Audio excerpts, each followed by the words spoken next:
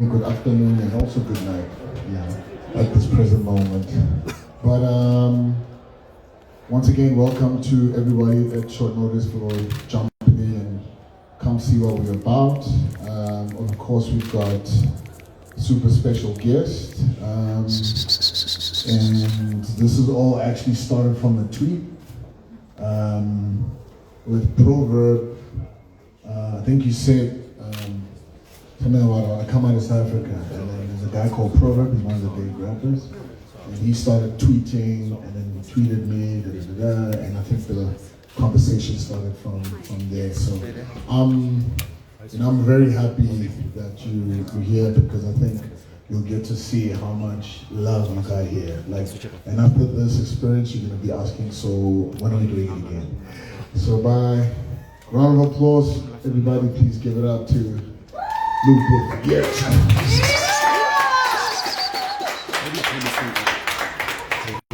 Peace, how y'all doing? Peace and blessings. Look, this is not obviously about me trying to ask questions, because you guys are the journalists. So I think my first question here would be, your journey here. Like, how was your trip here, and your first time to touch down? Yeah, flight was long. I flew from LA, so it was like 20 hours. But it's good. It's not my first time in Africa. It's my first time in South Africa. That's it. I actually got family down here, like some stepbrothers. Yeah. Kind of float. Yeah, it's true. Yeah. I hope you sent them an invite that you're here. We could have a whole I don't know if they're in Johannesburg though. They must fly down to come see their brother. They might be in Cape Town. I don't know. But yeah, I got extended family down here. But it was good. Trip's good. This is the first day out, so it's the first time seeing the city. So it's good. We're gonna do more chilling. We got you. So I think, this is not going to be one of those where it's about you guys. So I think here's a roving mic. I don't even mind being the rover. Question time. So, a show of hands. Let me help us. I will use this one. Oh, I think that's for that camera. That's for the camera. Oh yeah. Yeah, who has a question? Alright, my man. Hello, how are you? Peace. Sure. Thank you for coming, and I just want to ask this. You've been in the game for over 2 decades now, from food and liquor to drill music drill music in Zaire. When you look back at your journey, what are you most proud of? What's your name? Patu, And where are you from? South Africa. What organization are you from? CFF. CFL. Yeah. Proudest moment? Oh man, so many. Probably being in the Hall of Fame of my high school. Like, I graduated in 2000, and go back. And the last time I went back, they put me in like the Hall of Fame. So high school is important to me, because that's where I learned how to rap. That's why I started rapping, was in high school. So for it to come like full circle and to be like up there is a vibe. So I'm proud of that. But then, affecting people, touching people's lives, educating folks on different things, seeing the love from my fans, everything else, selling records, all that stuff is good. But probably those moments with like the fans are like super good. Thank you. Yeah.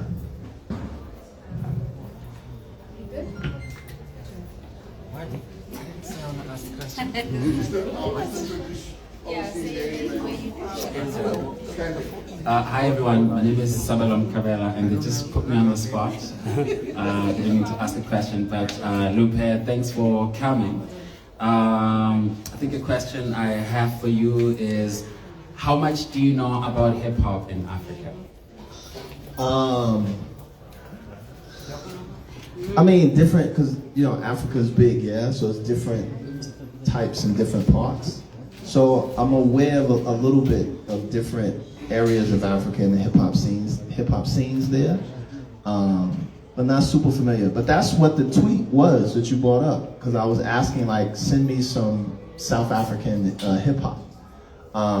But I forgot that D'Antower was from South Africa, yeah. And so I went on tour with them some years ago in Australia. But my dad, my stepfather used to come out here. He used to bring back music for me to listen to. But it was everything. It wasn't just hip hop. It was like all type of South African music and like music from Zimbabwe and stuff like that.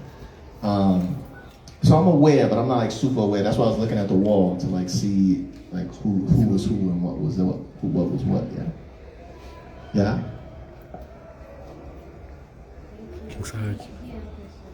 Yeah, I have a question. Lupe, King Savage. I came all the way from Texas. I'm actually a big fan of it, obviously. One of the headlining one of the stages too, here with you as well. My question is, as an independent artist, doing these international shows and these international stages, independently, you know, getting booked, doing the features and just traveling around, like, how do I stay on the, just like, what's your advice to me as a young artist, just like to stay on the right path, you know, try to stay as independent as I can without necessarily selling my soul to get the next best thing? Because obviously I want to go to the next level, but I don't want to, you know, cut corners or do the wrong thing, you know. That's the journey that I'm on right now. Right. I mean, it's a lot of chance and like luck. So I always say the universe is the best organizer. So you got to be prepared. The only thing you do is like be prepared for when the universe brings something your way and you're able to grab onto it, right? Because sometimes the more you try and plan or think something out, sometimes it doesn't go the way that you had it in your mind. You're so locked into like it has to be like this, that when things go a little left, you think that it's all falling apart, or you don't recognize that that's the opportunity because it hadn't fit into your plan, so you like ignore it or you like push it away, but you didn't realize like, oh, that was the thing that's going to take you to the next step. I don't really believe anybody's independent, right? I think that's like a good thing to like say, but at the end of the day, you have to have a team. You got to be dependent upon something, and you need some level of major support, you know, to get you to the next phase. So it may not be a major label, but it might be a major management, right? Or it might be a major distribution, or even just a major publicist or something like that. So you got to figure out what is the thing that you feel like you might be lacking in, and then kind of like, how much money do you have to spend on these things, right? How much of it can you do on your own? But you know, you went to school for business, so you kind of know some of this kind of already. That's why I'm able to sustain. It's no different in music, right? It's the same thing. Music, you just get more shots at the thing because each song is its own little company, right? But we can talk about it more. We'll get more in depth into it for sure. Lupe. Yo. How you doing, my brother? First, I want to actually say, yo, welcome to South Africa. Thank you. As a fan since Revenge of the Nerds, FNF days, you know, I've always respected your lyricism and always like put you in the same bracket as guys like Nas, Rakim, Big Daddy Kane. And you're very well, just like Osmic mentioned, you're very well respected here in South Africa. You've got a very loyal fan base, so just letting you know that. My question to you though is more of a personal one. As a DJ myself, like I've always been someone who's like, you know, indulging in a lot of different types of music, from jazz to rock to hip hop, which obviously became my base as a DJ. So this is a personal question, and it's always something that I've wanted to know from you. What was the inspiration behind the Old City Chess Club? Oh, yeah. Because I've always been like, I'm a huge Chicago rap fan, first of all, like Cool Kids. I had the pleasure of actually kicking it with some Michael Rocks a few years ago overseas. Yeah. And I've always been a fan of like the Chicago movement. I've also had the pleasure of wrapping it up with Vic Mensa as well. So what was really the inspiration behind that? Because that was almost like a super group that you were trying to put together. And I don't know if you guys released music, I'm not really sure. But I always wanted to know, like, what was the reason behind it? What was the inspiration? And will we ever actually get an Old City Chess Club album or mixtape? Yeah, All City. Also, for people who don't know, All City Chess Club was like 2010, 11, somewhere in there, 2012, 13. And it was like the Cool Kids, Asher Roth, Mickey Fax, Charles Hamilton, who else? J. Cole, maybe, kinda. Wale. It was like all of the Lupe. It was like all of the nerdy kind of backpack rappers that were emergent at that time. And it felt like we were our own little kind of genre, and everybody was kind of feeding off each other, putting out tapes. Everybody was interested in kind of a similar thing, like sneaker culture and hype beast and all other stuff. So we decided to just kind of do a Wu-Tang Clan. All of us were solo artists, so let's all just get together. So we did put out one record, and that was the Beeman remix, right? So that was the one like official record, and then it was talks to kind of to make it like a real thing. And so we got somebody at Jive, my homie Jay Grand, I think somebody else, to really kind of maybe take a look at it seriously, but I think it might have been too many. It was like 9 people or something like that. Diggy was in it, Diggy Simmons was also just that. So that was Reverend Run's son. But it was a real thing. The idea was real, and we kind of got together. Was it going to be something that lasts forever? No, right? But it was still something that even now people are like, yo, the All City Chess Club thing was like fire, right? And it wasn't just meant to be like Chicago. It was meant to be like the whole gamut, like All City Chess Club. So it was like the nerdy backpack, super lyrical rappers, yeah. Well, I hope you guys do it, man. Love to hear it. That and CRS. Yeah, CRS is dead. That is dead. All City Chess Club is dead, but All City Chess Club is kind of like just an idea. It's like a concept, right? That just lives on forever, to reference back to. But, if we ever put out music, that's another thing. But CRS is dead. That's dead. That's a shame. Both ways dead. Here's another one. My name is Mr. Salvin. Transition to Pastor Salvin. So, Amen. I found out that you were raised Muslim. Yeah. I'm from the. No. Is that not correct? Born Muslim, but not really raised Muslim. Oh, okay. Okay. Born Muslim. You'll see why. But all right. So that makes my question a little bit easier. Being born Muslim and seeing you being a prolific lyricist, an MC, to the journey of you now being in the rooms as a professor, for the culture. How has that played a role, being born Muslim, or what's the importance of spirituality, authenticity, from those origins to what led you to do what you're doing now? Religion informed a lot of the content that I was making. So it'd be reference points or certain schemes or themes that are religious. And then I did martial arts too my whole life. Cool. So a lot of martial arts has a lot of religion, spirituality into it, like Buddhism and Shintoism and stuff like Japanese or Asian kind of spiritual practices, the I Ching, Wushu, all these other things. Yeah. So there's a lot of that layered into what I do, right? But I don't actively push it. So I never looked at myself as like a Muslim rapper, or like a Buddhist rapper or a spiritual rapper. I never looked. And there's people who are. There's rappers who are like, I'm a Muslim rapper or I'm a Christian rapper. I don't look at myself as like that. But I also don't think it's something that is necessary for people to incorporate into their work to make it better or worse. I just think something that's like if you choose to use it. Now, from a professorial standpoint, right, if you look at it as like, why would you use or talk about religion in your music? The simplest response would be like, people are religious, like people are spiritual, so people respond to things, certain motifs and schemes. So why not, if you're looking to have a wider audience, or a bigger audience, why not focus on or use religious motifs in your music? But like I said, I don't think it's a necessary thing to have, right?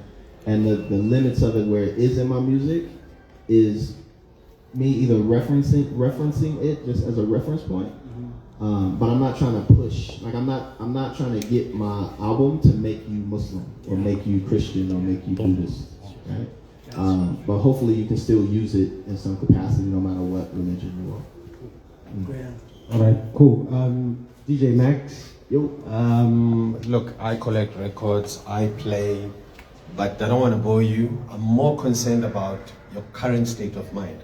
What are you listening to right now? What are you bumping in your earsets? And what should we look forward to tomorrow? What am I listening to? Listen to Britney Spears. No, that's hard. That's hard. That is hard. That is hard. That's hard. Seriously. I mean, it depends on the mood. It depends on like what space I'm in, right? So I still listen to like a lot of Linkin Park. I listen to, just going off like what I like, just super recent. The Refused is a band called At the Drive-In. Now I listen to a lot of jazz, yeah. But it depends. Like it has to be in the mood. Like I listen to a lot of spa music. You know, like the music they play in the spa. Right? Just to like be calm and mellow, right? You know, when you work. So it depends. It varies, right? There's no specific thing that I do. So, but now for this semester I'm teaching, and we're doing a lot of focus on like 1979, 1980, those 2 years specifically. So I'm listening to the music and the hip hop like that those 2 years, 79 and 80. So that's recent. But I do that whenever I kind of refresh myself to teach. So I'm teaching it, so I go back and listen to a lot of it to make sure I'm up on it. As far as like what's coming, I don't know. Like there's a lot of, you see it and you gotta take it seriously. There's a lot of rap fatigue. So there's a lot of people that are like starting to like get tired of rap, right, as a whole. Kind of no matter who's doing it.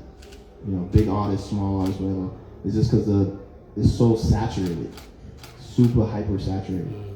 So what's next for rap? I don't know. And like, what's the next musical thing? I don't know. Like, it's you want, and I'll land on this. It's because the places where we get music from are so different than where we got music before.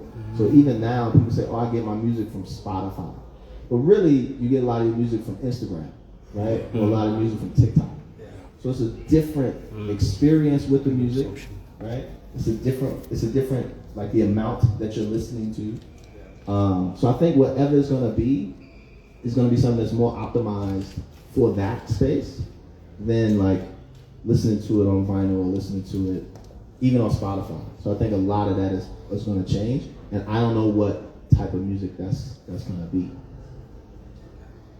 I got a question before. You think you concentrating more now on the educational aspect of things, so like the university stuff that you've been doing, do you think that was it by chance or was it a natural progression? I ask this because in South Africa we've got a lot of the elders, like tomorrow there's a book launch for instance here, and I noticed that in the earlier years it was more hip hop, do this, kind of stuff. But the more they started becoming the elders, the more education was a thing. Like I think there's like 2 professors from the States tomorrow that are launching this book. It's about how you can use hip hop as healing. So do you think your segueing into that was a natural progression or it just come with age? It's a little bit of both, but some of it is intentional. Like, so with All City Chess Club, right after that I started SOSA, Society of Spoken Art, right? So some of those same characters from that was you learn from All City Chess Club, like it can't just be about music, right? Like music isn't strong enough to keep everybody on the same page and together. It's too many egos, too many concepts, too much other stuff. But with education, like if you ask a rapper, normally, you ask a rapper what they're doing, they don't know. They'll say I'm rapping, right? And then maybe another layer was like, oh, I'm doing metaphors, I'm doing like entendres. Anything beyond that, like they don't know, because it's never been like formally trained. So nobody really, except for a couple people, really knew how to formally train it. Everybody who was doing it didn't want to do it. Like they didn't want to teach. Because it was like, oh no, you got to learn it in the streets, you can't learn it in the classroom, because that institution felt like, oh, if you do that, then it loses its authenticity or it loses whatever. But then at the same time too, you lose the ability to kind of like institutionalize it. Like that's a real thing that needs to happen. So anyway, to answer the question, I started Sosa to create a place to show rappers what they're doing. They already know how to do it. It's like, what are you doing? Can you explain what you're doing? And so that became like going to Harvard, going to University of Pennsylvania, going to all these different places to meet with professors in communication labs or in this type of music theory lab or this lab or whatever. And in that process, this is where the chance part comes in, is just going to these different places. They're like, oh, you really want to do this? I'm like, yeah. I'm like, oh, why don't you come teach a class? Why don't you come speak at this class, speak at that class? And then that just turned into like, oh, there's a space now for folks who are actually rappers to come in and be professors, to actually teach it, right? So we kind of created that space a little bit. People were doing it before in certain capacities, but right now, there's like Black Thought teaches at NYU. I think Mickey Fax IT is going to NYU. My brother D1, he teaches at Tufts. I'm at MIT and Johns Hopkins. And it's just becoming like, we know that we need to start, right, you can still rap, like you still do that. But here's another opportunity for you. But now the challenge is teaching rappers how to teach, right? So that's the next like phase. Are you guys connected? Is everyone, like how when you got an album, I got an album, we meet on tour, we meet at the studio, But it's interesting to find out, is it that sort of link where now the conversation is not album, it's about what this university is doing like this, and it's you guys working spaces. Yeah, so everybody that I just mentioned is a part of SOSA. So all of those people come out of SOSA in one way or another. So it's either they learn that it's possible, they actually learn how to do it, like how to teach it, or they're just part of the inner circle in a certain way. And so it's really like, hey, there's a job opening at this school, such and such should go teach that. Oh, nice. Or such and such got inspired and now they go teach over here. So the hope is that over the next few years, the more we kind of proven that we have, because it's one thing to just be famous and be a rapper, that's one thing. It's another thing to teach 14 weeks, right? It's like, are you going to show up every week, 14 weeks and teach, and then the students actually learn something, you can grade them and there's papers, the whole thing. That's the next phase. But I think the more that we prove it now, you'll have more rappers that this is a real thing for them. I was just talking to Slug from Atmosphere, Fat Lip from The Far Side, and a few other cats where it's like, hey, maybe this is still rap, still going tour, but just know that this is a thing too. So we'll see. Can we do like 2 more? Yeah. Yo. Okay. Can we do 3 last? Is that fair? Okay, cool. Can we? Well, he got the mic. He's a mic already also. Yeah, it's got the mic. I was sending. Sorry. So, 2 of my favorite songs of yours are Failure, because that was my introduction to you, right? And Dinosaurs with Katie. Yeah. Now, Failure was dope because it's like bar heavy, right? Dinosaurs, that's conceptual. Now, I think about Nas, I Gave You Power, Master Ace, Block Episode, and Cannibal Ox, Pigeon. Those are like some of my most iconic concept tracks. It seems to be an art that's kind of fading away. You're known for doing a lot of concept tracks. Dinosaurs specifically, I just want to know, what did you smoke? What were you on? What is the process of thinking about rapping from the perspective of a dinosaur? Well, I wasn't rapping from the perspective of a dinosaur. Right? There were parts, but not really. Right? That's another angle. But it's like sometimes it's you learn how to do things very normally, like very basic, so you can know how to invert it, right? Like know how to do it differently. So you don't know how to do things differently if you don't know how to do things normally, right? So you kind of got to learn both. So it comes from like listening to I Gave You Power, listening to the concept records, the big ones. For me, it was like Mos Def, Mathematics, right? And so I was already writing records like that before I was even like Lupe Fiasco, right? So it's like, oh, there's this concept record where you take this one thing and you just run with that. So that's always been a part of my progress as a rapper, my learning art. But I don't smoke, I don't drink, I don't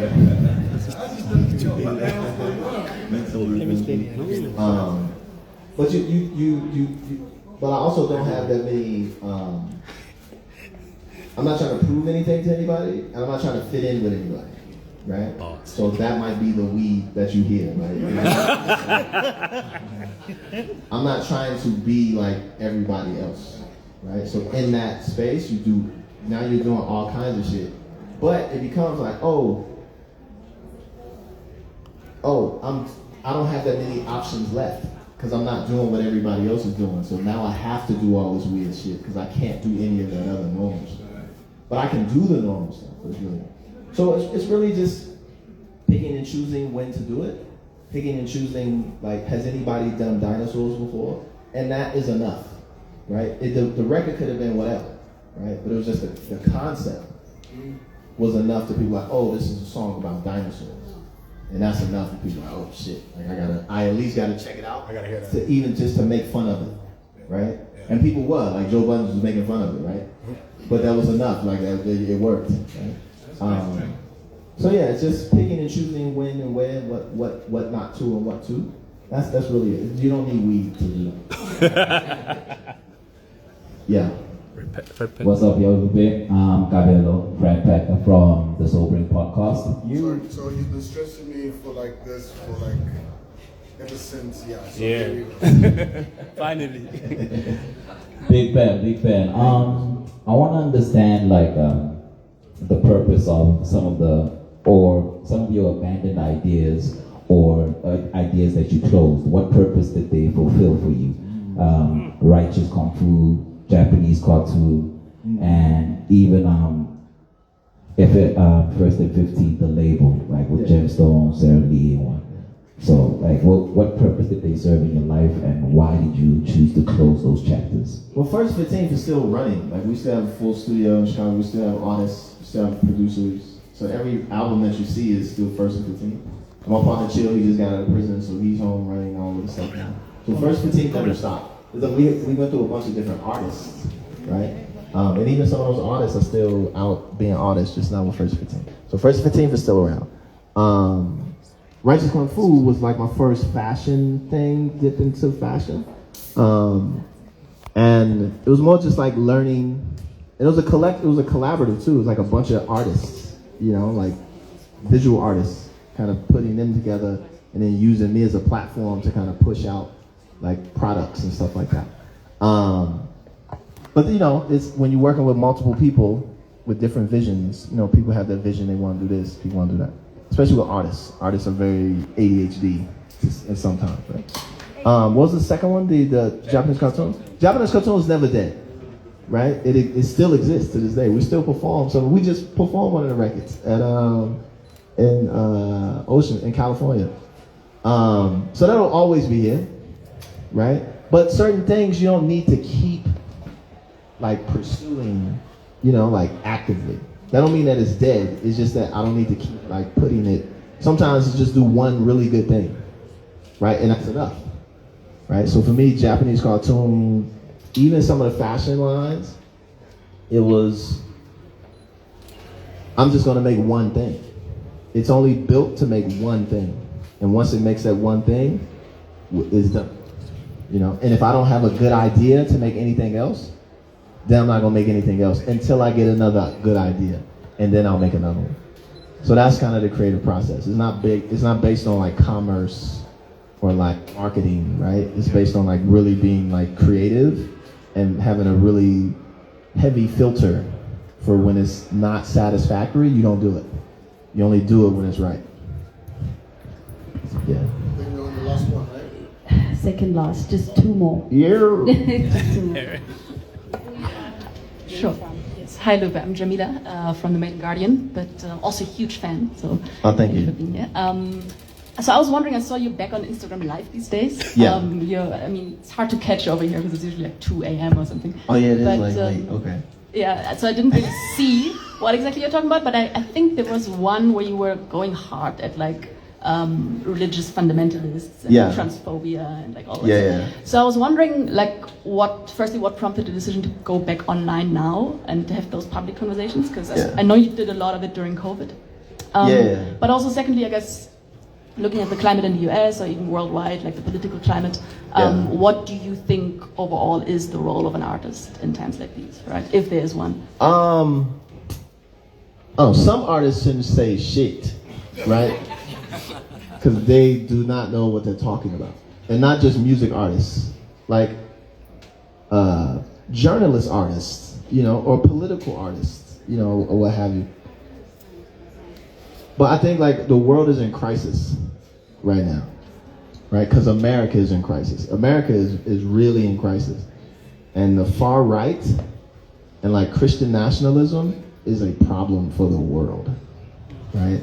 So for me, some of the things that they espouse and some of the things that they talk about is not just like, here's my freedom of a speech opinion about a thing, which is just for me and the people who choose to identify with the things that I practice. Now it's like, here's my opinion that should be law. It's like, and everybody has to celebrate it. Right? Everybody has to participate in it. Everybody has to believe in it. Everybody has to bow down to it. So for me, I know that that's not the case. I know objectively that the thing that they're trying to push, whether it be transphobia or pushing back against like homosexuality. But the problem is you got Muslims who push homophobia, right? So for me, it's like at this point, everybody gets it. Right? Right? Because your religion, no matter what it is, does not hold like universality on these people's lives. It doesn't hold it on mine, right? So me as an artist with a platform who actually knows kind of the subject matter to a degree, for me, my responsibility is that every time they do something silly, I do something silly. So you'll see, how come you're not talking about it? It's like when something silly happens, then I'll do something.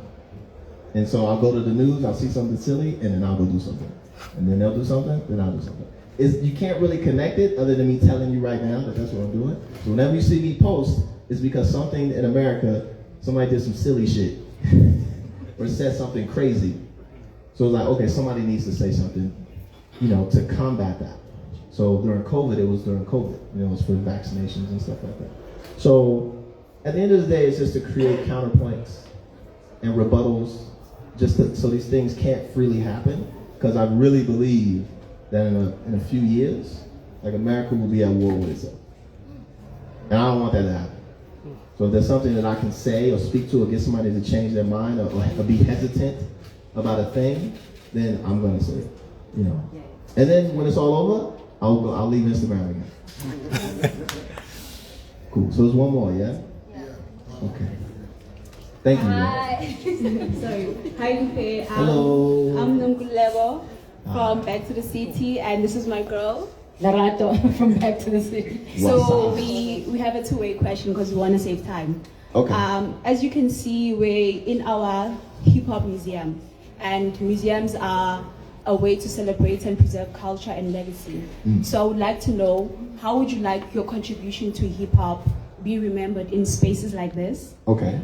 And then my question is, if you were to put together something right now, right, based off your experience of the people that you've met here, how we feel, like how you've been vibing with us, like what would it look like? I mean, what would it sound like, actually? What would it sound like? Yeah. Like based on us, based on South Africa, She's trying to get a freestyle.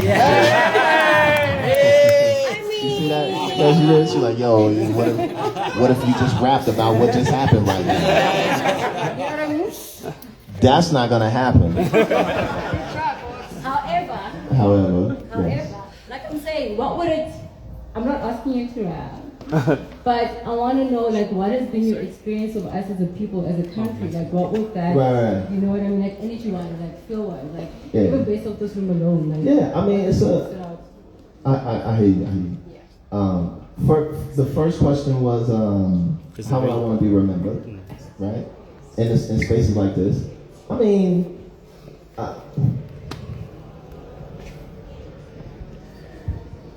it doesn't matter. To be honest, it doesn't matter. If my name is on the wall, if it's not on the wall, you get it. Like, it's a piece of me actively here, spreading some knowledge, hopefully, conversing with folks, getting a little better insight on how I move and I do. It's enough for me to just be invited into the spaces, and experience the spaces myself. I want to come back with a Spanish. It's like a whole side. It's not anything. But it doesn't really matter, and not in a bad way. Not like, oh, I don't care. Like, it's just like, if it happens, it happens. If it doesn't, it doesn't. But just being here to speak is enough for me. Right? It's good. This is good for me. In terms of how would I like capture this space, that normally comes later. I've only been here for like a couple hours. It's my first time seeing South Africa in the daylight just now. But it'll come after. It normally happens after. A process.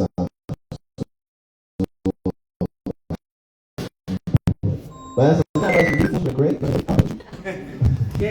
Yeah, don't do that. Never. No, it's been good. It's been lovely. And I hopefully get the full experience when we do the concert. Yeah. So thank you. Thank y'all. Appreciate it. Thank you. Very Cool. much. Thank you, guys.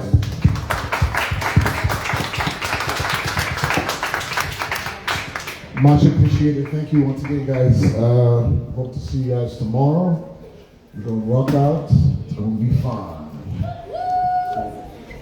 I miss you.